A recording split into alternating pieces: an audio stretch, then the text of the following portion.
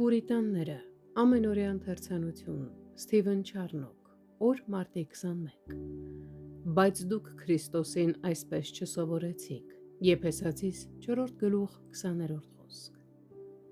Մեղքի հանդեպ կապվածությունը, որը այդքան թանկ արժեցավ աշխարհի փրկչին, անհամատեղելի կլիներ ճշմարիտ գիտելիքի և խաչված փրկչի լուրջ ուսումնասիրության հետ։ Մենք չպետք է մեղքի մեջ որևէ հրապույր տեսնենք, որը չկարողանա հաղթահարվել այն հափշտակիչ սիրով, որը դրսևորվում է փրկչի արյան յուրաքանչյուր կաթիլի մեջ։ Միթե կարող ենք մենք այս ամենի կենդանի գիտակցությամբ մեղանչել այսքան քնքշության, կարեկցանքի,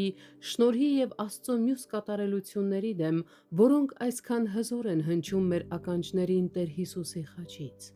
Կարող ենք նայել նրան գամբված խաչին մեզ դժոխքից ազատելու համար և միևնույն ժամանակ պահպանել այնտեղ տանող ճանապարհով քայլելու վճռականությունը։ Միթե կարող ենք նայել նրան խաչի վրա բացելով երկնքի դարպասները և միևնույն ժամանակ շրջվել այն վայրից, որը նա այդքան ցանկանում էր ձեռք բերել մեզ համար և մեզ շնորհել։ Կարող ենք տեսնելով, որ նա տառապում է մեր փոխարեն և մեզ համար, համարձակվել մեր անարժան վարքագծով ասել նրան, որ մենք նրան արժանի չենք համարում և որ նա կարող էր իրեն խնայել այս տանջանքներից։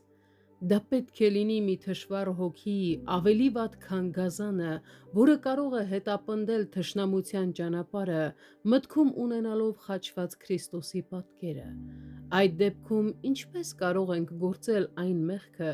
որը խաչի ուսմունքն այդքան սարսափելի է դարձնում։ Միթե կարող ենք որևէ հաճույք զգալ այն բանից, որն այդքան ցավ է պատճառել մեր լավագույն ընկերոջը։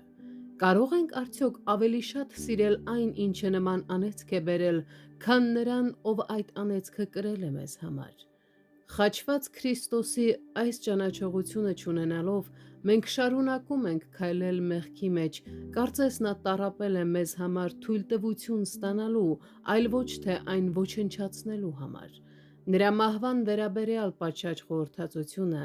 մեր կամքը կուղղորդի նոր ցանկությունների և որոշումների։